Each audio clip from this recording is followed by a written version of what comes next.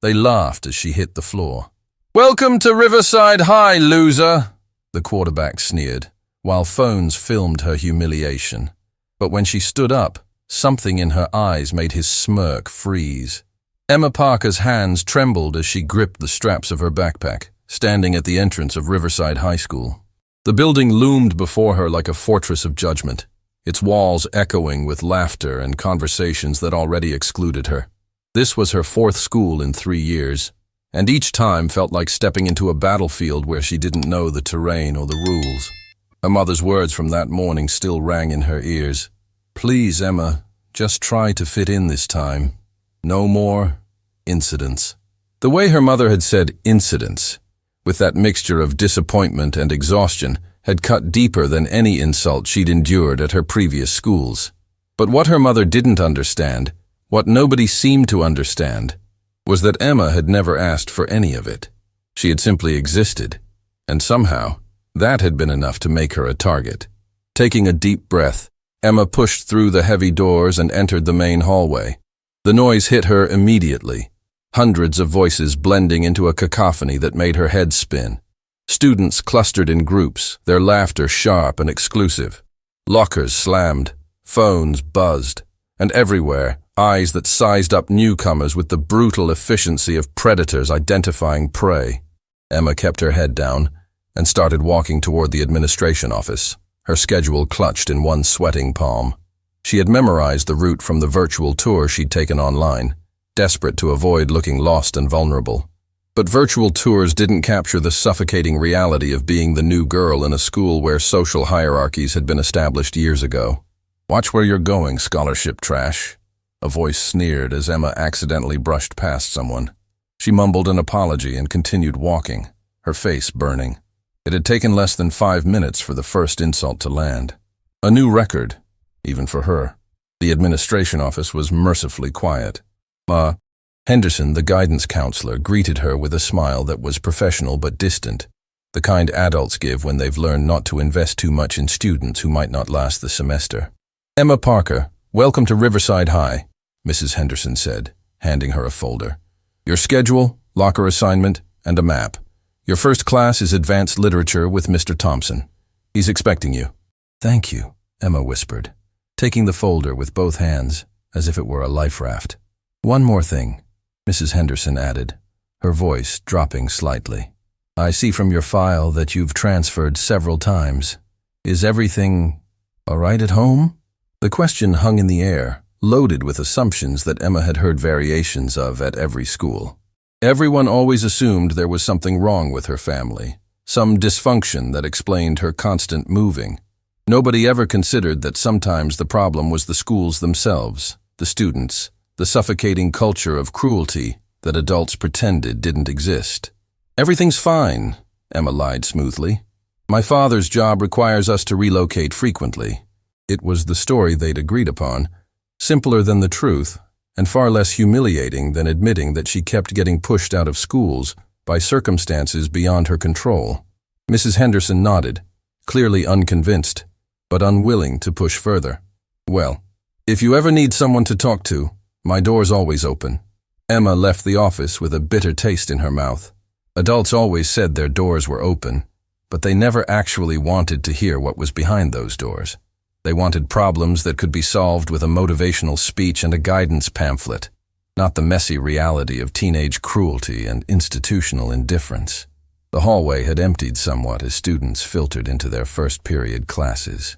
Emma checked her schedule and started walking toward the east wing where Mr. Thompson's classroom was located. She had almost made it when she heard the voices. "Hey, check out the new girl. Think she knows this hallway belongs to the team?" Emma's stomach clenched. She knew that tone, the casual cruelty of someone who had never faced consequences for their actions. She tried to walk faster, but the voices grew closer. "I'm talking to you, new girl. Didn't anyone tell you freshmen use the south entrance?" "I'm not a freshman," Emma said quietly, still walking, "and I'm just trying to get to class." "Did you hear that, guys? She's not a freshman. She's just dressed like one." Laughter erupted around her. Emma glanced up long enough to see that she was surrounded by a group of athletes wearing varsity jackets, their faces twisted into expressions of entitled amusement. At the center stood a tall guy with slicked back hair and the kind of confidence that only comes from never being told no. This was Tyler Morrison, though Emma didn't know his name yet. What she did know, with the instinct developed from surviving multiple schools, was that he was dangerous. Not because he was physically threatening, though his athletic build certainly added to his intimidation factor, but because he had power. The kind of power that came from being the star quarterback, from having parents on the school board, from being untouchable in every way that mattered. "Look, I don't want any trouble," Emma said, her voice steady despite her racing heart. "Please just let me pass." "Please just let me pass," Tyler mimicked in a high-pitched voice, and his friends howled with laughter. "What are you, scared? We're just being friendly. Welcoming you to Riverside." Emma tried to step around him, but Tyler moved to block her path. It was a game to him, she realized. A way to establish dominance and entertain his friends. She was nothing more than an afternoon diversion. "Come on, Tyler, leave her alone," a voice said from the edge of the group. It belonged to a girl with a varsity jacket of her own, though her expression was uncomfortable rather than amused. "Shut up, Jessica," Tyler snapped. "Nobody asked you." Jessica fell silent immediately, and Emma felt a flash of anger on her behalf. Even Tyler's friends were afraid of him. "I really need to get to class," Emma tried again, hating how small her voice sounded. "Then say it properly. Say, 'May I please pass Tyler Morrison, King of Riverside High?'" The hallway had attracted more students now, drawn by the promise of entertainment. Emma could see them clustered at the edges, phones already out, recording. This was what it had come to: teenage cruelty as spectator sport, humiliation as content for social media. "I'm not saying that," Emma said, finding a spark of defiance despite her fear. Tyler's smile widened, but there was no warmth in it. "Then I guess you're not getting to class." What happened next seemed to occur in slow motion. Tyler reached out as if to grab Emma's backpack, a casual gesture of dominance that would have ended with her papers scattered across the floor and her dignity in shreds. But as he moved, Emma stepped back reflexively, her foot catching on her own backpack strap. She fell hard, her books scattering across the polished hallway floor. Pain shot through her palms where they'd hit the ground, and worse than the physical pain was the sound. Dozens of students laughing, phones clicking, capturing her humiliation for eternity. "Welcome to Riverside High, loser," Tyler announced loudly, his voice carrying across the hallway. "Hope you enjoy your stay." More laughter. Emma stayed on the ground, her vision blurring with tears she refused to let fall. She had promised herself she wouldn't cry at this school, that she would be stronger. But here she was, on the floor again, surrounded by strangers who would define her by this single moment for the rest of her time here. "Oh my God, are you okay?" Jessica had broken away from Tyler's group and knelt beside Emma, reaching out as if to help her up. But before Jessica could touch her, Tyler's voice cut through the air. "Touch her, and you're off the cheerleading squad, Jess. I'm not kidding." Jessica froze, her hand suspended in midair. Emma could see the conflict in her eyes, the desire to help warring with the fear of social suicide. And after a moment, Jessica stood up and stepped back, choosing her own safety over basic human decency. Emma understood. She had seen it countless times before. In the hierarchy of high school, survival always trumped compassion. Slowly, Emma gathered her scattered books and papers, her hands shaking. The crowd was already dispersing, the entertainment over, moving on to the next class or the next victim. Tyler and his friends had disappeared, their laughter echoing down the hallway like the soundtrack to her humiliation. When Emma finally stood up, the hallway was nearly empty. Only a few stragglers remained, including a janitor who was watching her with sympathy but saying nothing. Emma wanted to scream at him, to ask why none of the adults ever intervened, why they always let this happen. But she knew the answer. They were scared too, or they didn't care, or they convinced themselves that this was just how teenagers were, as if cruelty was a natural phase of development rather than learned behavior. Emma made it to Mr. Thompson's classroom 15 minutes late, her palms still stinging and her mind numb with shock. Mr. Thompson looked up from his lecture, took in her disheveled appearance and the red marks on her hands, and simply nodded toward an empty desk without comment. As Emma slid into her seat, she could hear whispers around her. News traveled fast at Riverside High. and already everyone knew about the new girl who had been knocked down in the hallway. She would be defined by this moment, reduced to a single story that would follow her through every class, every lunch period, every awkward encounter. But what none of them knew, what Tyler Morrison and his cruel friends couldn't possibly have guessed, was that Emma Parker had spent the last 5 years training in karate, that she held a black belt and had competed in national tournaments, that her sensei had taught her discipline, control, and the importance of walking away from fights. Emma had walked away from every confrontation at her previous schools because her mother had begged her to, because she knew that defending herself would only make things worse, would only give them more reasons to push her out. She had swallowed her pride and her power because she thought it would make things easier. But as she sat in that classroom, her palms burning and her heart aching, Emma realized something had shifted inside her. She was tired of being the victim, tired of running, tired of letting people like Tyler Morrison define who she was. She didn't know what she was going to do yet, but she knew that something had to change, because this wasn't living, this was just surviving, and Emma Parker was done with just surviving. As Mr. Thompson droned on about symbolism in classical literature, Emma stared at her desk and made a decision. She wouldn't seek revenge. She wouldn't become like Tyler Morrison. But she also wouldn't keep pretending to be helpless when she wasn't. The next time someone tried to knock her down, Emma Parker would make sure they understood exactly who they were dealing with. And Riverside High was about to learn that sometimes the quiet new girl had secrets that could change everything. The rest of the morning passed in a blur of humiliation. Between every class, Emma could feel eyes following her, hear whispers that stopped the moment she got close enough to make out actual words. By third period, the video of her fall had already been shared across multiple social media platforms, racking up views and comments that ranged from mocking to outright cruel. Someone had edited it with slow-motion effects and added a soundtrack. Someone else had created memes. By lunch, Emma Parker had become internet famous for all the wrong reasons, and she hadn't even made it through her first full day at Riverside High. The cafeteria was a massive space that reminded Emma of every anxiety dream she'd ever had about school. Hundreds of students packed into circular tables, each group clearly demarcated by invisible but absolute social boundaries.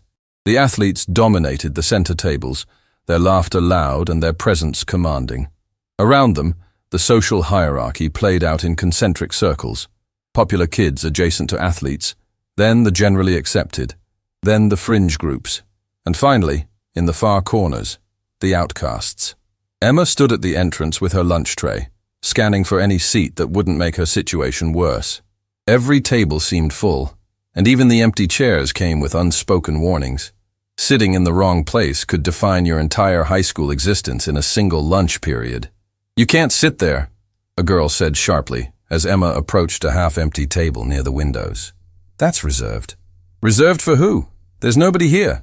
"For people who belong," the girl replied with a smile that was somehow worse than a sneer. "You'll figure it out eventually, or not." Emma moved on, her face burning. She finally spotted a table in the back corner where a few students sat scattered at opposite ends, clearly together only by virtue of having nowhere else to go. As she approached, she could see them tense, preparing to reject her if her presence might somehow lower their already minimal social standing. "Is this seat taken?" Emma asked a boy wearing thick glasses and a shirt with some reference she didn't understand. He looked up, surprised anyone was speaking to him directly. No.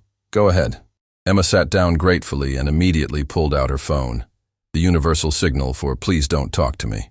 But instead of scrolling mindlessly, she made the mistake of opening social media. The video was everywhere. New Girl Down was trending locally, with over 50,000 views and counting. The comments were a cesspool of cruelty that made Emma's stomach turn. She deserved it for wearing that to school. Tyler Morrison strikes again. Someone should make a compilation of all his victims. Why do these scholarship kids even try? They'll never fit in. Is she crying? I can't tell. Someone enhance the footage. Each comment was a knife, but it was the ones defending Tyler that hurt the most.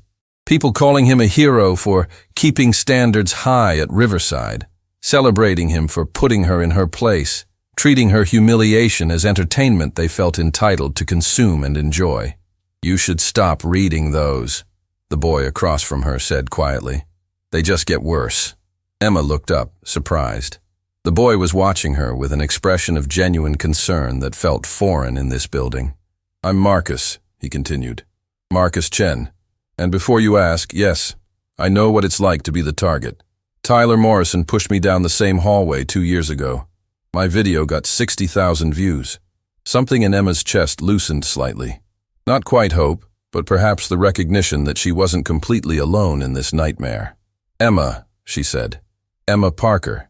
This is my 4th school in 3 years. Marcus nodded, understanding passing between them without need for further explanation. Let me guess. The last 3 all had their own Tyler Morrisons, and somehow you kept ending up in their crosshairs. Something like that. It's not your fault, Marcus said firmly. People like Tyler, they're predators. They can sense vulnerability.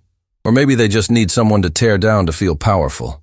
Either way, it says everything about them and nothing about you.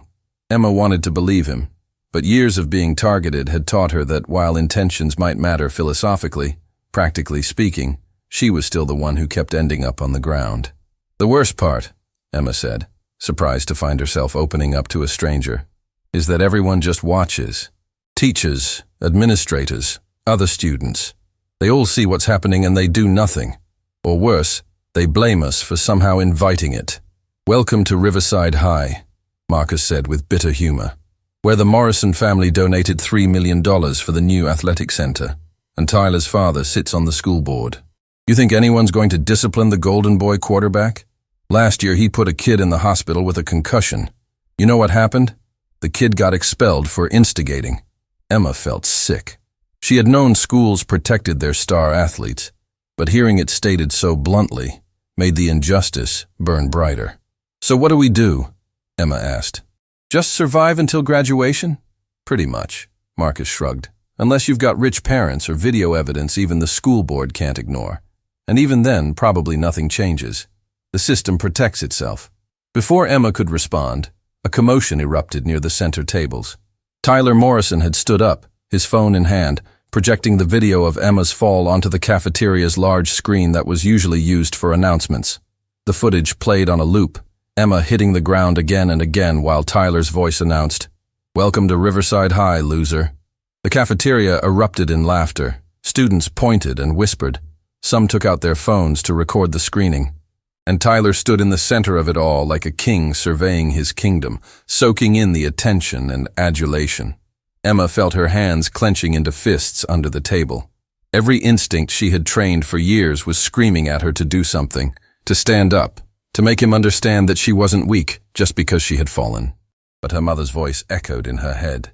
Please, Emma, just try to fit in this time. Fitting in meant staying seated. It meant swallowing her pride and her power. It meant letting Tyler Morrison define her for the rest of her time at this school. But something had broken inside Emma that morning. Some fundamental belief that if she just stayed quiet enough, invisible enough, compliant enough, eventually the cruelty would stop. 3 schools had taught her that strategy didn't work. Being passive didn't protect her. It just made her an easier target. Emma, don't, Marcus said urgently, seeing the expression on her face. Whatever you're thinking, it's not worth it. Trust me. I've seen what happens when people try to stand up to him. It only makes everything worse. How could it possibly be worse? Emma asked, genuinely curious. Because right now, you're just the new girl who fell down. In a week, people will move on to the next humiliation. But if you confront him, if you make yourself memorable, you become the story for the rest of the year. You become his project. And Tyler Morrison doesn't give up on his projects until they transfer or break. Emma knew Marcus was right. She had seen this pattern at her previous schools. The smart move was to stay quiet, let this blow over, survive until the next victim came along. But Emma was so tired of being smart, so tired of survival, so tired of letting people like Tyler Morrison steal her dignity and face no consequences. "Watch my bag," Emma said, standing up. "Emma, seriously, don't do this," Marcus pleaded. "I'm telling you as someone who learned the hard way." But Emma was already walking toward the center tables, her heart pounding so hard she could feel it in her throat. The cafeteria had gone quiet, sensing drama. Tyler turned toward her, his smile widening with anticipation. "Well, well," Tyler announced loudly. "The star of the show has arrived. Come to bow for your audience?" Students laughed and whispered. Phones came out, already recording. Emma could feel hundreds of eyes on her, waiting to see how this would play out, hoping for more entertainment at her expense. Emma stopped a few feet from Tyler's table, close enough to speak but far enough to maintain distance. She forced herself to look directly at him, meeting his eyes with a steadiness that clearly surprised him. "I want you to take the video down," Emma said, her voice quieter than she intended but steady. Tyler laughed, a sound full of genuine amusement. "You want me to take it down? And why would I do that? It's got 60,000 views already. I'm basically making you famous." "Because it's the right thing to do," Emma said, knowing even as she spoke how naive it sounded. "The right thing to do?" Tyler repeated mockingly. "The right thing to do is to help you understand your place here. You're nobody. You're scholarship trash who thought you could just walk into Riverside like you belonged. That video? That's me teaching you a valuable lesson." "What lesson? That you're cruel? That you enjoy hurting people?" "I already knew that. Everyone knows that." The cafeteria went dead silent. Emma could feel the weight of her words, the boundaries she had just crossed. Students didn't talk back to Tyler Morrison. They certainly didn't call him cruel to his face in front of the entire school. Tyler's smile vanished, replaced by something dangerous. He stood up slowly, using his height and athletic build to intimidate. "You want to say that again?" Emma's training kicked in automatically, assessing distance, angle, vulnerabilities. She could see exactly how Tyler's weight was distributed, where his balance was weak, how she could put him on the ground in 3 seconds if she chose to. The knowledge was intoxicating, a reminder that she wasn't actually helpless, even if everyone assumed she was. But she also knew that the moment she acted on that knowledge, everything would change. There would be no going back, no pretending to be the quiet new girl who just wanted to get through high school peacefully. "I said," Emma repeated, her voice stronger now, "that everyone knows you're cruel. They're just too scared of you to say it out loud. But fear isn't the same as respect, Tyler. And deep down, you know the difference." For a moment, something flickered across Tyler's face. Surprise, maybe even uncertainty. Emma had touched something real beneath his armor of arrogance. But then Jessica, the cheerleader who had almost helped Emma that morning, spoke up from Tyler's side. "Tyler, just ignore her. She's not worth it." The spell broke. Tyler's expression hardened back into cruel amusement. "You're right, Jess. She's not worth it. She's not worth anything." He turned to walk away, but not before adding loud enough for everyone to hear. "Enjoy your 15 minutes of fame, scholarship girl. Because after this, nobody's going to remember your name. You'll just be that girl Tyler Morrison put in her place. Again." The emphasis on "again" made it clear this wasn't over. Tyler was promising future humiliation, a sustained campaign to break her down completely. Emma walked back to her table, her legs shaking with adrenaline. Marcus was looking at her with a mixture of admiration and horror. "That was either the bravest or stupidest thing I've ever seen," he said. "I'm honestly not sure which." "Me neither," Emma admitted, sitting down heavily. But even as she said it, Emma felt something she hadn't felt in years: pride. She had stood up. She had spoken truth to power, even if power didn't care about truth. And while she knew there would be consequences, at least she had stopped being passive in her own humiliation. "For what it's worth," Marcus said quietly, "I'm glad you said something. Even if it makes everything harder, someone needed to." Emma pulled out her phone and looked at the video one more time. But this time, instead of reading the cruel comments, she studied Tyler's face in the footage. She saw what she had missed before, the way he looked around for approval before speaking, the performance of it all. Tyler Morrison wasn't powerful because he was strong. He was powerful because everyone had agreed to pretend he was. And Emma Parker was done pretending. She didn't know what would happen next. She didn't have a plan, but she knew that something fundamental had shifted inside her. The girl who had walked into Riverside High that morning, desperate to fit in and avoid conflict, was gone. In her place was someone who had remembered a truth her karate sensei had taught her years ago. Real strength isn't about never falling down. It's about deciding what you do when you get back up. Emma Parker had fallen down that morning, but she had gotten back up. And Tyler Morrison was about to learn that sometimes the people you knock down have been training their entire lives for the moment when they stop staying down. The afternoon bell rang, signaling the end of lunch. As students filed out of the cafeteria, Emma could feel the weight of what she had done settling over her. She had made herself a target, had guaranteed that Tyler wouldn't simply move on to easier prey. But she had also drawn a line, and for the first time in 3 years of running from school to school, Emma Parker had decided to stand her ground. Whatever came next, she would face it standing up. The afternoon classes were a special kind of torture. Emma could feel the shift in how students treated her after the cafeteria confrontation. Before, she had been invisible except as an object of mockery. Now, she was visible in a way that was somehow worse. Visible as someone who had dared to challenge the established order and would need to be punished for it. In chemistry, her assigned lab partner suddenly requested a transfer, citing a fabricated allergy. In history, someone had written Tyler's next victim on her desk in permanent marker. And in every hallway between classes, students made a show of stepping aside as she passed, as if contact with her might be contagious. But it was in gym class, last period of the day, where things escalated beyond psychological warfare.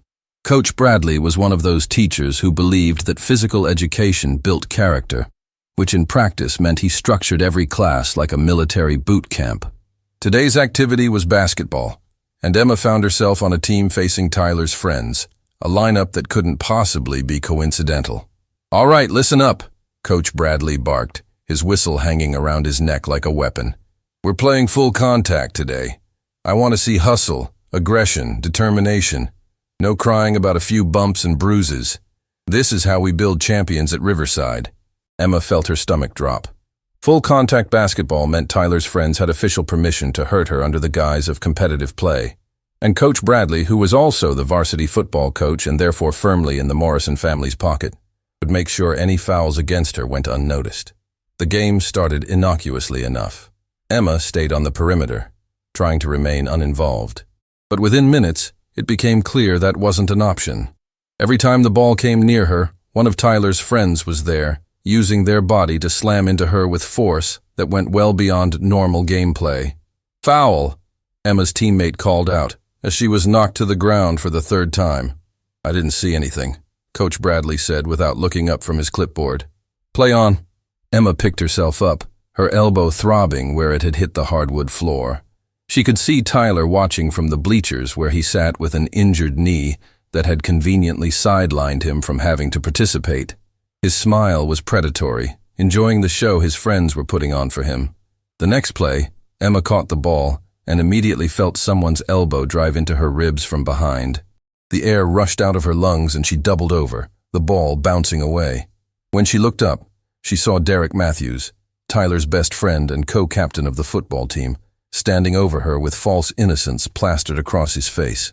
"Sorry," Derek said in a tone that made it clear he wasn't sorry at all. "Didn't see you there. Maybe you should be more aware of your surroundings." Emma's training screamed at her. She could see exactly how Derek's weight was distributed, how his stance left him vulnerable.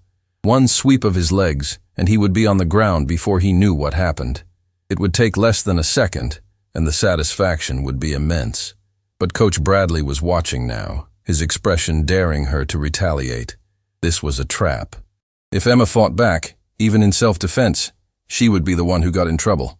Derek would claim it was an accident, and Coach Bradley would expel her for violence. So Emma did what she had trained herself to do for 3 years. She absorbed the hit, stood up, and kept playing. "That's it?" Tyler called from the bleachers, his voice carrying across the gymnasium. "Come on, Derek. I've seen my grandmother hit harder than that. Maybe the new girl is tougher than she looks." The taunt was deliberate, designed to escalate the violence. And it worked. Derek's eyes narrowed with determination to prove himself to Tyler. The next time Emma touched the ball, he didn't just bump into her. He straight up tackled her, driving his shoulder into her midsection and sending both of them crashing to the floor. Pain exploded through Emma's body as she hit the ground with Derek's full weight on top of her. For a moment she couldn't breathe, couldn't think, could only feel the agony radiating from her spine where it had connected with the floor. "Matthews, excessive force." Coach Bradley's voice cut through the haze. 5-minute timeout. Parker, walk it off. Walk it off. As if being deliberately injured was just part of the learning experience. Emma lay on the floor for a moment longer, assessing damage. Nothing broken, she was fairly certain, but her entire back was going to be a massive bruise. Slowly, carefully, she rolled onto her side and pushed herself up. But as she did, something clicked into place in her mind. This wasn't just about surviving anymore. This was about Tyler and his friends learning that they could hurt her without consequence. If she kept accepting this, kept walking it off, they would just keep escalating until they did permanent damage. Emma stood up, and for the first time, she didn't try to make herself small. She stood at her full height, shoulders back, weight balanced in a way that her sensei would recognize immediately as a fighting stance. She looked directly at Derek, then at Tyler, and let them see something in her eyes that she had kept hidden for 3 years. She wasn't afraid, and she wasn't helpless. The expression on Tyler's face shifted from amusement to something else. Confusion, maybe even a flicker of concern. He had expected tears, submission, defeat. What he was seeing didn't match the narrative he had constructed. "Everyone hit the showers," Coach Bradley announced abruptly, clearly sensing that the situation was shifting in ways he couldn't control. "Good hustle today." Dismissed. As students filed toward the locker rooms, Marcus appeared at Emma's side. She hadn't realized he was in this class, but his presence was a relief. "Are you okay?" Marcus asked quietly. That looked bad. "I'm fine," Emma said. And she was surprised to realize it was mostly true. Yes, she was hurt. Yes, she would be sore for days. But something inside her felt stronger than it had that morning. "Emma, I need to tell you something," Marcus said urgently as they walked toward the locker rooms. "Tyler's planning something for after school. I heard him and Derek talking before class. They're going to corner you in the parking lot where there are no cameras."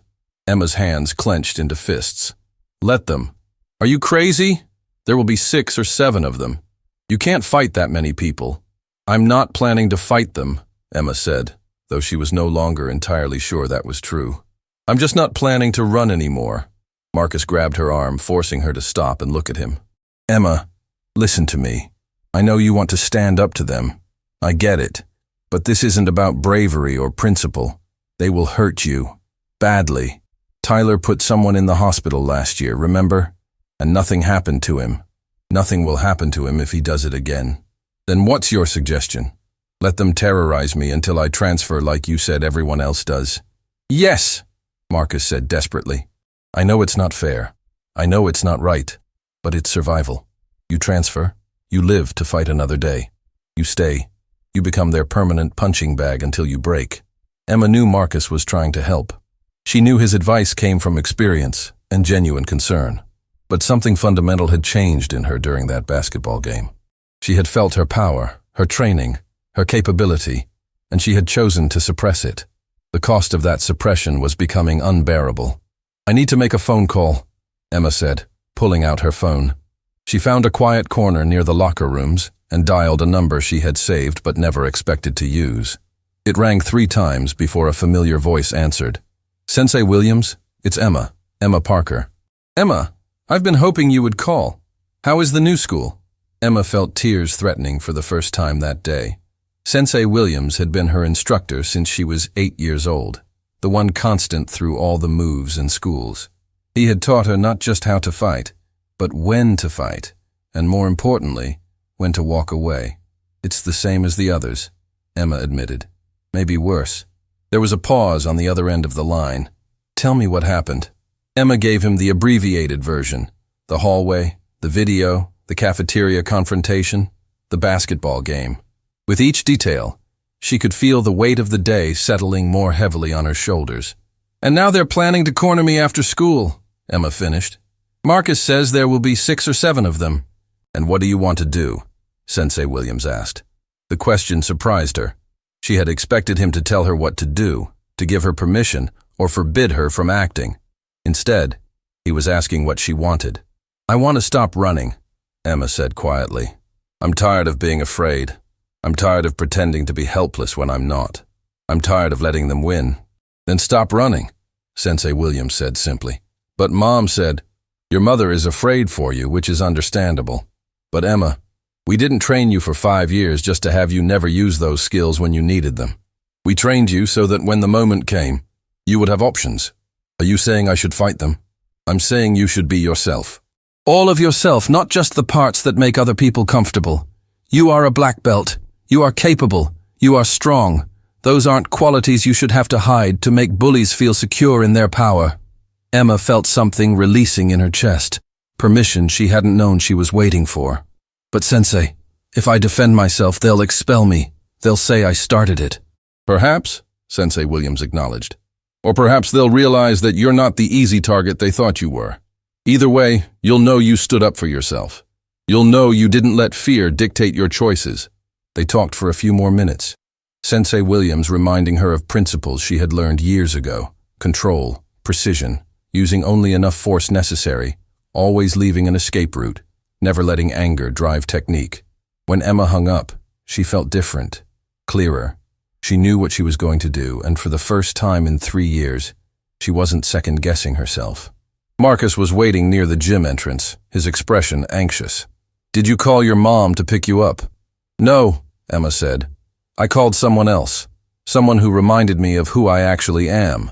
"Emma, please tell me you're not going to do what I think you're going to do. I'm going to walk out to the parking lot like I would any other day. If Tyler and his friends want to start something, that's their choice. But I'm not running, and I'm not hiding." "This is insane," Marcus said. But there was something in his voice that wasn't quite disapproval. Maybe it was admiration, or perhaps hope that someone might finally stand up to the tyrants who had terrorized students for so long. Emma shouldered her backpack and started walking toward the main exit. Her entire body ached from the basketball game, but she forced herself to walk normally, to not show weakness. The parking lot was emptying out, buses pulling away with their cargo of students eager to be anywhere but school.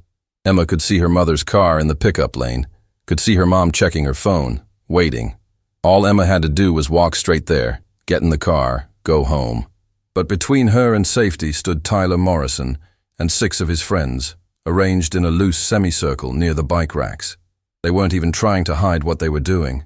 This was a public execution, meant to be witnessed. Emma stopped walking. She could hear Marcus behind her, his breathing quick with anxiety. Around them, other students paused, sensing drama, phones already emerging from pockets. This was it, the moment where everything would change, one way or another. Emma took a deep breath, centered herself the way Sensei Williams had taught her, and made a decision. She started walking directly toward Tyler and his friends, her head high, her stride confident. And for the first time in 3 years, Emma Parker wasn't pretending to be someone she wasn't. Tyler Morrison was about to learn why that mattered. The distance between Emma and Tyler's group felt both infinite and instantaneous. Every step she took echoed in her ears, her heartbeat a steady drum that matched the rhythm of her breathing. She could feel every eye in the parking lot on her, phones rising like a forest of digital witnesses. Tyler stood in the center of his friends, arms crossed, that trademark smirk plastered on his face. But Emma could see something else now. Something she had missed before, the performance of it all. He wasn't just cruel for cruelty's sake. He was cruel because it maintained his position, his power, his identity as someone to be feared. "Well, well," Tyler announced as Emma approached, his voice carrying across the parking lot. "The scholarship girl actually showed up. I was starting to think you'd run home crying to Mommy." His friends laughed on cue, but Emma noticed that some of the laughter sounded forced. Derek Matthews, who had tackled her in gym class, was flexing his hands nervously. They had expected her to avoid this confrontation, to take the escape route she had been offered. Emma stopped about 10 feet away, maintaining distance but refusing to back down. She could see her mother's car in the background, her mom now getting out with a concerned expression, phone already in hand, probably calling her. "What do you want, Tyler?" Emma asked, her voice steady despite the adrenaline flooding her system. "What do I want?" Tyler stepped forward, his friends automatically moving with him in a coordinated show of intimidation. "I want you to understand something. This morning, you embarrassed yourself. That was funny. But this afternoon, you embarrassed me in the cafeteria. That's not funny. That requires a lesson." "What kind of lesson?" Emma could see the angles, the distances, the positioning of each person in Tyler's group. Her training had kicked in automatically, assessing threats and calculating responses. "The kind that makes sure you never forget your place here," Tyler said, his voice dropping to something more dangerous. "See, Riverside has a natural order. People like me at the top, people like you at the bottom. When you forget that, bad things happen." "People like me?" Emma repeated. "You mean people who got into Riverside on merit instead of family donations?" The parking lot went silent. Emma had said out loud what everyone knew but nobody dared mention, that Tyler Morrison's admission to Riverside had more to do with his father's money than his own abilities. Tyler's face flushed with anger. "You really don't know when to shut up, do you?" "I'm learning that staying silent doesn't protect me," Emma replied. "So I might as well speak truth." "Truth?" Tyler laughed, but it sounded hollow. "Here's a truth for you. By tomorrow morning, everyone will know what happens to scholarship kids who don't know their place. Derek, teach her some manners." Derek stepped forward reluctantly, and Emma could see the conflict in his eyes. He didn't want to do this, not really, but his loyalty to Tyler and his need to maintain his own social position outweighed his conscience. "Tyler, maybe we should just," one of the other guys started to say. "Shut up, Kevin," Tyler snapped. "Derek, I said teach her some manners." Derek moved closer, his hands raised in what was probably meant to be a threatening gesture. Emma didn't move, didn't flinch. She simply stood there, weight balanced, breathing steady, watching. "I don't want to hurt you," Derek said quietly, only loud enough for Emma to hear. "Just fall down and pretend I pushed you hard. Make it look good, and this will be over." For a moment, Emma considered it. It would be so easy to take the out Derek was offering, to perform the submission Tyler wanted, to maintain the status quo. Everyone watching would get their show, Tyler would feel powerful, and Emma would go home only slightly more humiliated than she already was. But then she thought about Marcus, still watching from near the school entrance. She thought about Jessica, who had wanted to help, but had been too afraid. She thought about all the students Tyler had terrorized over the years, all the victims who had transferred or broken rather than fight back. And she thought about her sensei's words, "Be yourself, all of yourself." "No," Emma said simply. Derek's eyes widened. "What?" I said no. I'm not going to pretend anymore. If Tyler wants to start something, he can do it himself instead of sending his friends to do his dirty work. The parking lot erupted in whispers and gasps. Nobody talked to Tyler Morrison that way. Nobody challenged him so directly. Phones were everywhere now, recording every second. Tyler's face went from flushed to nearly purple with rage. "You little—" He started to move forward but stopped himself, probably remembering that actually putting his hands on Emma himself might have consequences even his father couldn't erase. "Do it, Derek," Tyler commanded. "Now." Derek lunged forward, reaching to grab Emma's shirt, but his movement was clumsy, telegraphed, exactly what Emma had been trained to defend against for 5 years. What happened next took less than 3 seconds, but would be replayed in slow-motion videos millions of times. Emma stepped slightly to the side, her movement so smooth it looked effortless. As Derek's momentum carried him forward, she grabbed his extended arm, turned her body, and used a basic judo throw to redirect his energy. Derek went from vertical to horizontal instantly, landing flat on his back on the pavement, with a sound that made everyone watching wince. He wasn't hurt. Emma had controlled the throw carefully, making sure he landed in a way that looked dramatic but wasn't actually dangerous. But he was stunned, lying on the ground staring up at the sky, trying to process what had just happened. The parking lot went dead silent. Tyler stared at Derek on the ground, then at Emma, his expression shifting through confusion, anger, and something that might have been fear. "What the—" Tyler started, but Emma cut him off. "Anyone else want to teach me manners?" Emma asked, her voice calm, but carrying an edge that made Tyler's other friends step back involuntarily. Kevin, who had tried to intervene earlier, was the first to speak. "Dude, I'm out. This is not what I signed up for." He backed away, hands raised in surrender. 2 other guys exchanged glances and followed Kevin's lead, suddenly very interested in being anywhere else. Within seconds, Tyler's intimidating group of 7 had shrunk to just Tyler and 2 remaining friends who looked increasingly uncertain. "You know karate?" Tyler asked, his voice losing its confident edge. Actually, it's more traditional Okinawan karate with some judo techniques, Emma corrected. But yes, I've been training since I was 8. Black belt, if you're curious. 3rd degree. Tyler's face went pale. 3rd degree black belt meant years of dedicated training, skill far beyond what anyone at Riverside possessed. He had thought he was confronting a helpless victim. Instead, he had unknowingly started a fight with someone who could tie him in knots without breaking a sweat. Derek groaned on the ground, finally recovering enough to roll over and push himself up. He looked at Emma with a mixture of respect and fear. "Why didn't you tell anyone?" "Why should I have to?" Emma replied. "Should I have worn a sign?" "Warning.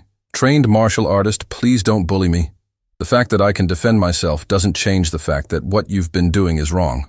It just means I'm choosing not to be your victim anymore." "This isn't over," Tyler said, but his voice lacked conviction.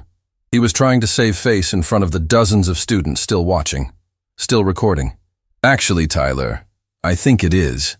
A new voice cut through the tension. Everyone turned to see Principal Davies walking across the parking lot, her expression grim. Behind her was Mrs. Henderson and, surprisingly, Coach Bradley.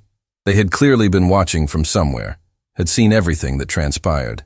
"My office. Now." "Morrison, Matthews, Parker," Principal Davies commanded. "The rest of you, disperse." "Show's over." The crowd began to scatter reluctantly, though Emma could see students still recording covertly, still capturing every moment. This would be online within minutes, spreading across social media with the same viral velocity that her humiliation had that morning. Emma's mother reached her just as Principal Davies gestured for her to follow. "Emma, what happened? Are you okay?"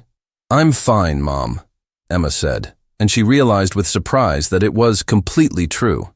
Despite everything, despite the confrontation and the inevitable administrative consequences, she felt better than she had in years. "I'll explain everything later." As they walked toward the administrative building, Emma could feel the shift in how students looked at her. This morning, she had been the victim, the fallen girl, the easy target. Now, in the space of 3 seconds, she had become something else entirely. Someone who could fight back. Someone who had power. Someone who couldn't be pushed around. Principal Davies's office was a space designed to intimidate, with dark wood paneling and diplomas covering every wall. Tyler sat in one chair, Derek in another, both looking considerably less confident than they had 10 minutes ago. Emma took the 3rd chair, her mother standing protectively behind her. "Let me make something very clear," Principal Davies began, her voice carrying the weight of authority. "What I witnessed in that parking lot was unacceptable from all parties." "All parties?" Emma's mother interrupted. "Are you seriously suggesting my daughter did something wrong by defending herself?" "Mrs. Parker, I appreciate your concern, but this is a school matter.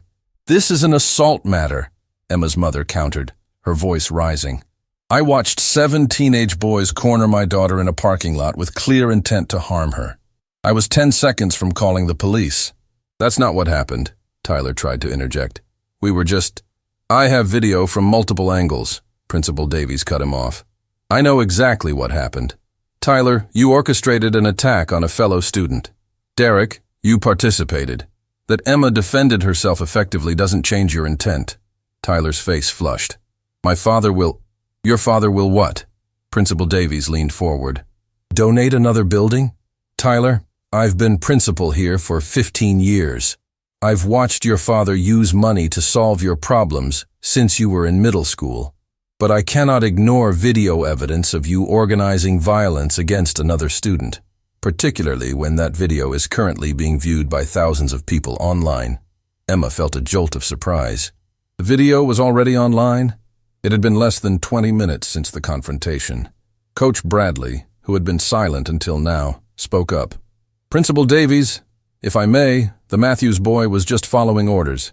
He's a good kid who made a mistake." "A mistake he's made before," Principal Davies replied coldly. "Derek, this is your 3rd disciplinary incident this year. 3rd strike rules apply." Derek's face went pale. 3rd strike at Riverside meant automatic expulsion. "Please," Derek said, his voice cracking. "I have a football scholarship to State University. If I get expelled, I lose it. My whole future is gone. You should have thought about that before you assaulted a fellow student." Principal Davies said without sympathy. Tyler, your father's position on the school board doesn't make you immune to consequences. You're suspended for 2 weeks. Derek, you're expelled effective immediately. What about her? Tyler pointed at Emma. She attacked Derek. She threw him to the ground. She defended herself using minimal necessary force, Principal Davies corrected. I've already consulted with our legal counsel. Emma's actions fall clearly under self-defense provisions.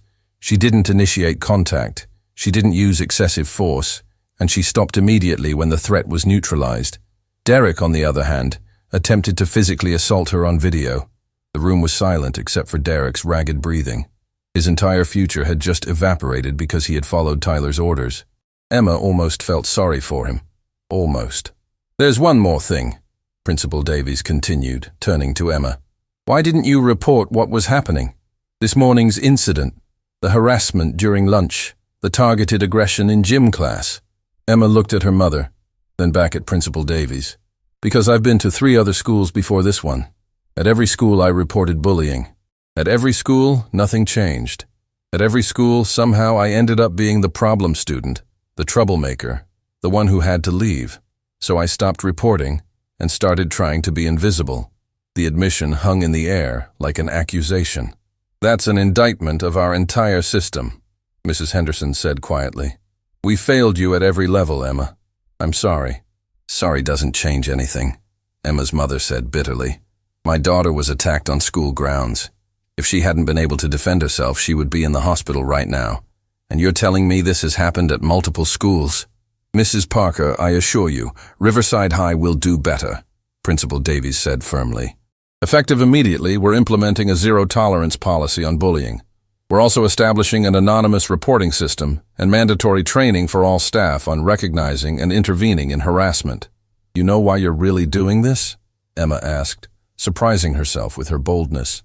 Because it's on video. Because it's going viral. Because finally, you can't hide what's happening here. But what about all the times it happens without cameras? What about all the students who can't defend themselves? Principal Davies was silent for a long moment. You're right, he finally admitted.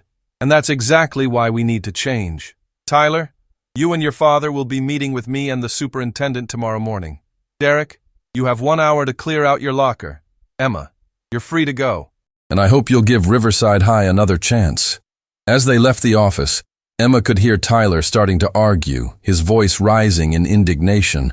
But for the first time, Emma didn't care about Tyler Morrison's feelings or his consequences. She had stood up for herself. She had proven she wasn't helpless. And somehow, impossibly, the system had actually held the bullies accountable. Her phone buzzed with notifications as they walked to the car. Emma pulled it out and gasped. The video of her defending herself had over 2 million views already, with thousands of comments. That throw was perfect. She's definitely trained. This is what happens when you mess with the wrong person. Tyler Morrison finally got what he deserved. Everyone needs to learn self-defense. This is incredible. New girl is a legend. Marcus was waiting by their car, his expression a mixture of awe and concern. Emma, are you okay? That was the most amazing thing I've ever seen. I'm okay, Emma said, and she meant it. Thank you for warning me. What happens now? Marcus asked. Emma looked at her mother, then back at the school building where Tyler was probably still arguing with Principal Davies. Now? Now things change. Starting with me not hiding who I am anymore. As they drove home, Emma's phone continued buzzing with notifications. The girl who had started the day as a victim had ended it as a viral sensation for entirely different reasons. Tomorrow would bring new challenges, new complexities, new navigation of a social landscape that had been fundamentally disrupted. But tonight, Emma Parker could sleep knowing she had stood up for herself. And that made all the difference. The morning after the parking lot incident, Emma woke to discover her life had changed in ways she never could have anticipated. Her phone had died overnight from the sheer volume of notifications, messages, comments, friend requests, interview requests from local news stations, and even a call from a national morning show wanting to feature her story.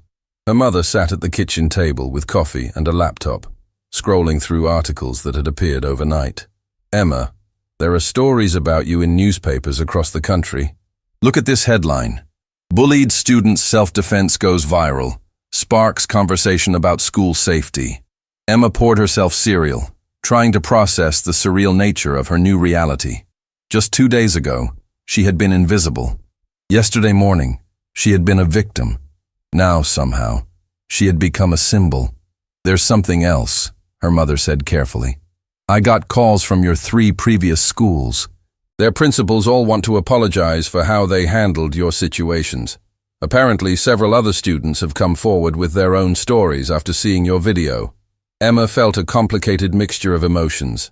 Validation that she hadn't been imagining the systemic failures, but also sadness for all the students who had suffered in silence because the system hadn't protected them. What do they want? Emma asked. They want you to know they're implementing new policies, better reporting systems, better training for staff, actual consequences for bullying. They're calling it the Emma Parker Protocol. Her mother's voice cracked with emotion. Baby, you did something important, something that's going to help a lot of kids. Emma sat down heavily, her cereal forgotten. She hadn't been trying to start a movement. She had just been trying to survive another day at another school. But somehow, by simply standing up for herself, by refusing to stay down, she had sparked something bigger. I should probably go to school, Emma said quietly. Are you sure? You could take a day. Nobody would blame you. But Emma shook her head. If I don't go back now, I'll be too scared to ever go back. And besides, I'm tired of hiding. The drive to Riverside High felt different than it had the previous morning. Emma's mother squeezed her hand before she got out of the car. I'm so proud of you. Your father would be too. Emma felt tears prick her eyes at the mention of her father, who had died when she was 10. He had been the one who had first encouraged her to take karate, who had driven her to every tournament, who had taught her that strength wasn't about dominating others, but about protecting yourself and those who couldn't protect themselves.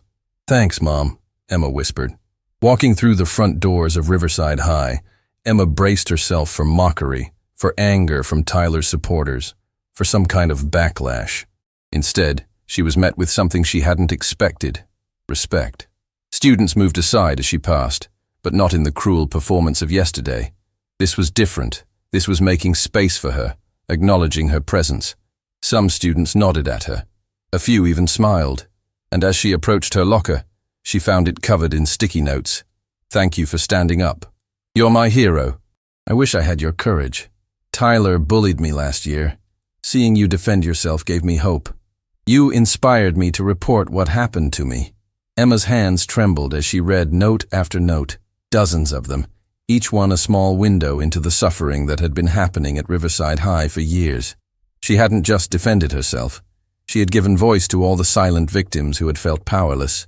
Emma! Marcus appeared at her side, grinning wider than she had ever seen. Have you seen what's happening? People are actually talking about what Tyler's been doing, not just here, but at other schools too. There's a whole movement starting online.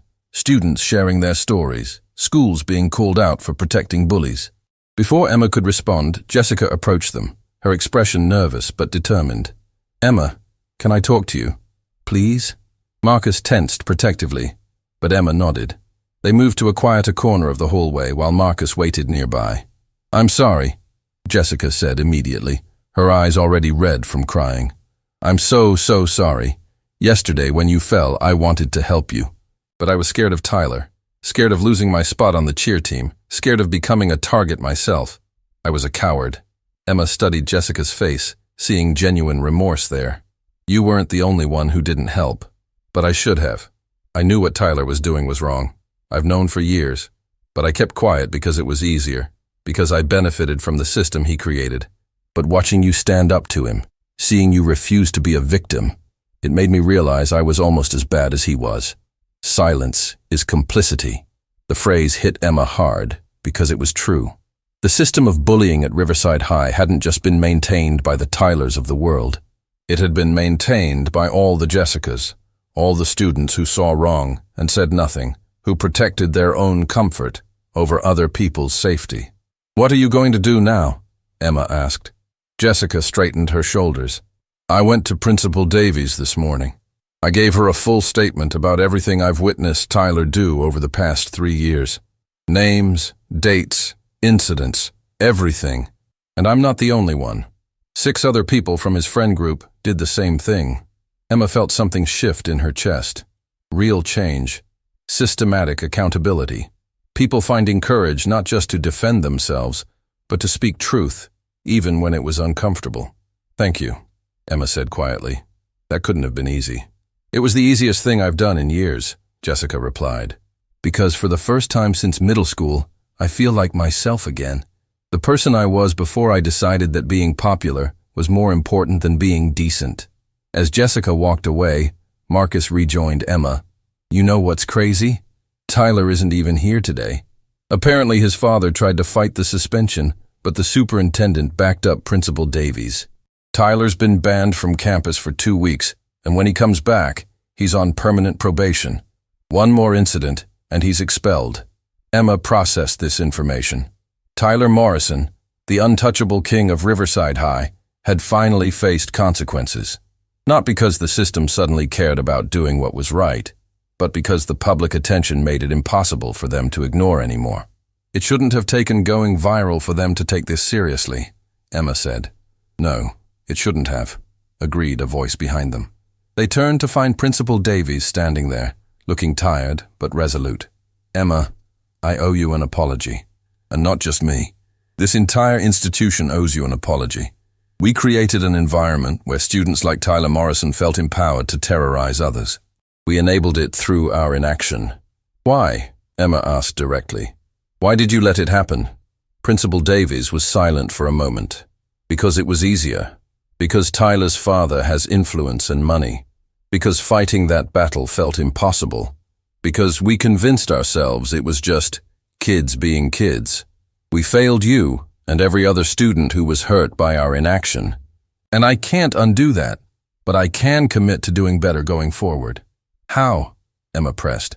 "How are you going to ensure this doesn't happen to the next student who doesn't have a viral video to protect them?" "We've already started implementing changes," Principal Davies said. "Anonymous reporting system, mandatory intervention training for all staff, a student-led anti-bullying task force that will have real power to make recommendations, and we're bringing in outside consultants to audit our culture and help us identify systemic problems we've been blind to." "Will it be enough?" Emma asked. "Honestly, I don't know, but it's a start. And Emma, I'd like you to be part of that student task force. Your perspective is invaluable." Emma thought about it. Part of her wanted to refuse, wanted to maintain her distance from an institution that had failed her so spectacularly. But another part recognized an opportunity to create change that would outlast her time at Riverside High. "I'll do it," Emma agreed. "On one condition." "Name it." "Marcus has to be on the task force too. He's been dealing with this system longer than I have. His voice matters." Principal Davies nodded. "Agreed." As the day progressed, Emma found herself in a strange new reality. Students who had laughed at her humiliation 2 days ago now treated her with cautious respect. Teachers who had looked past bullying now went out of their way to ensure she was okay. The social hierarchy that had seemed so fixed and immovable was cracking, revealing that it had always been more fragile than it appeared. At lunch, Emma and Marcus found themselves joined by an expanding group. Jessica sat with them, along with Kevin, one of Tyler's friends who had backed away during the parking lot confrontation. Then Sarah, a quiet girl who admitted Tyler had tormented her throughout freshman year. Then David, who had been on the receiving end of Tyler's cruelty in middle school. One by one, students who had been isolated by the culture of bullying found each other, drawn together by shared experience and the sudden possibility that things might actually change. "This is weird," Marcus observed, looking around at their unexpectedly crowded table. 3 days ago, we were the outcast table. Now it's like, I don't know, like we're the center of something. "We're the center of the truth," Jessica said thoughtfully. "For so long, everyone at Riverside pretended that what Tyler was doing wasn't that bad, or that it only happened to people who somehow deserved it. But you, Emma, you proved that narrative was always false. Tyler didn't target you because you did something wrong. He targeted you because you were new, and he could. And because the system allowed him to," Sarah added. "My parents complained about what was happening to me, but the school said they couldn't do anything without proof, as if my word wasn't proof enough. That's what needs to change most. Emma said. The idea that victims have to provide perfect evidence before they deserve protection. The idea that bullies get the benefit of the doubt while their targets get blamed for not being resilient enough. You should say that, Kevin suggested. You've got a platform now.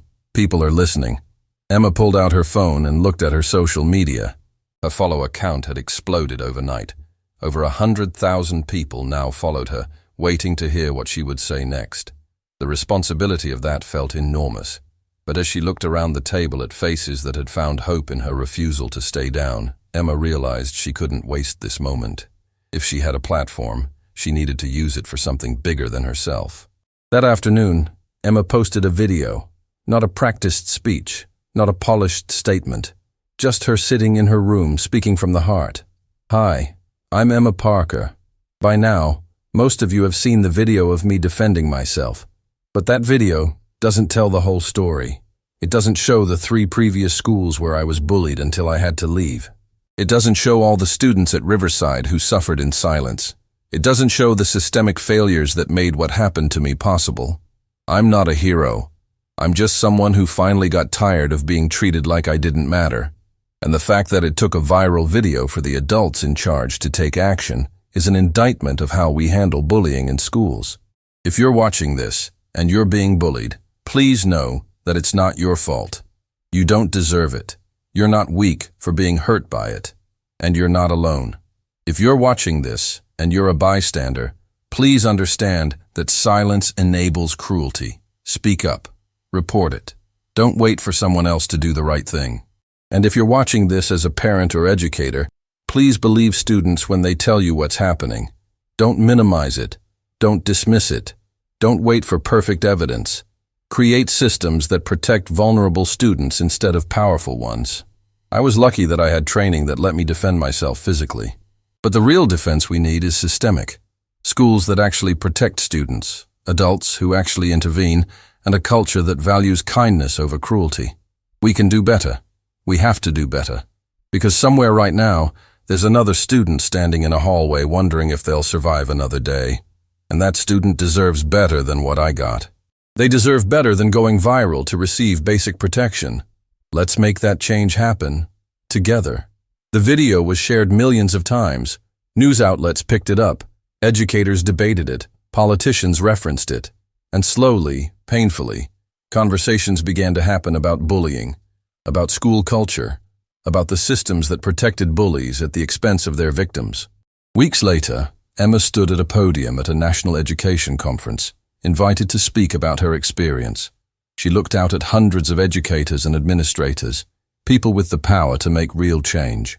My story has a relatively happy ending, Emma told them. But it shouldn't have taken what it took for me to get justice. And my story shouldn't be special. Every student deserves to feel safe at school. Every student deserves to have adults who believe them and protect them. I've learned something important through all of this. Change doesn't happen because people suddenly decide to be better. Change happens when the cost of staying the same becomes too high. For Riverside High, that cost was public embarrassment. But imagine how many students would have been spared if they had changed before the cameras were rolling. So I'm asking you to change now, before the next viral video, before the next student like me has to defend themselves. Create real systems of accountability, believe victims, take action that actually protects vulnerable students. And understand that every time you look away from bullying, you're choosing a side, and it's not the right one. The standing ovation was long and loud, but more important were the commitments made afterward. School districts across the country began implementing real anti-bullying programs. State legislatures passed laws requiring specific interventions. And the conversation shifted from blaming victims to holding systems accountable. Back at Riverside High, the transformation was visible. The student task force Emma had joined implemented peer mentoring programs, safe reporting systems, and regular climate surveys. Tyler Morrison returned from his suspension a changed person, or at least a quieter one. He no longer ruled the school through fear, and his former friends had mostly drifted away, unwilling to be associated with someone who had become synonymous with the worst of high school culture. One day, several months after the parking lot incident, Tyler approached Emma in the hallway. She tensed automatically, but his body language was different, smaller, less aggressive. "I know you probably don't want to hear this," Tyler said quietly, "but I'm sorry. For everything. I've been in therapy, trying to figure out why I was the way I was, and I'm realizing I was just empty inside. Hurting people was the only way I knew how to feel powerful." Emma studied him carefully. "What do you want me to say, Tyler?" "Nothing. I don't deserve forgiveness. I just wanted you to know that you changed something in me. When you stood up to me, when you showed me I wasn't actually powerful, it broke something that needed to break. So thank you, even though I definitely didn't deserve your intervention." Tyler walked away before Emma could respond. She wasn't sure she forgave him. Forgiveness felt too easy, too quick. But she recognized that people could change, even people who had been cruel, especially when they finally faced real consequences for their actions. At graduation, Emma stood as valedictorian, not just because of her grades, but because the student body had voted to give her the honor. As she looked out at her classmates, she saw faces that represented the full spectrum of the Riverside experience. Marcus, who had become one of her closest friends. Jessica, who had rebuilt her reputation through genuine service to others. Sarah, who had found her voice through the anti-bullying task force. And even Tyler, sitting in the back, who represented the possibility of redemption. 4 years ago, Emma began her speech, though in reality she had only been at Riverside for 1 year.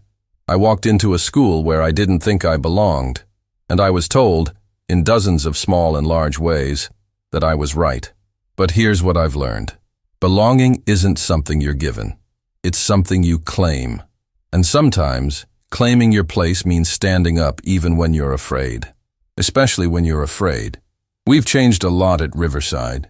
We've become a place where students look out for each other, where adults actually intervene, where cruelty is no longer tolerated as just part of growing up. But that change didn't happen because one person decided to be brave. It happened because that one act of bravery gave permission to dozens, then hundreds, then thousands of other people to also be brave. As we leave here and go into the world, I hope we remember that lesson. Change is possible. Systems can be reformed. Cruelty can be confronted. And every single one of us has the power to stand up, speak out, and refuse to accept injustice as inevitable. To my fellow graduates, you are not powerless. You never were. And the world needs your courage, your voice, your refusal to stay down. So go out there and make some noise. Make some change. And when someone tries to knock you down, remember that getting back up is how we change everything. The applause was thunderous. Emma caught her mother's eye in the audience, saw tears streaming down her face, and felt the weight of everything that had led to this moment. The pain, the fear, the courage, the change. After the ceremony, Sensei Williams found her in the crowd. "I'm proud of you, Emma. Not because you defended yourself, but because you used what happened to you to help others. You taught me that," Emma said. "You always said karate wasn't about fighting. It was about knowing when to fight, when to walk away, and when to stand your ground. And you've learned the most important lesson." Sensei Williams smiled. "That real strength isn't about never falling down. It's about what you do when you get back up." Emma hugged him tightly, grateful for all the years of training that had prepared her not just physically, but mentally and emotionally for the challenges she had faced. As the sun set on Riverside High, Emma stood with Marcus, looking back at the building that had been the site of so much pain and ultimately so much transformation. "Do you ever wish it hadn't happened?" Marcus asked. "That first day, the video, all of it?" Emma thought about it carefully. "Part of me does. Part of me wishes I could have just had a normal high school experience. But if I hadn't gone through what I went through, would anything have changed? Would Tyler still be terrorizing students? Would the system still be protecting bullies? Probably," Marcus admitted. "Then no, I don't wish it hadn't happened. I wish it hadn't been necessary.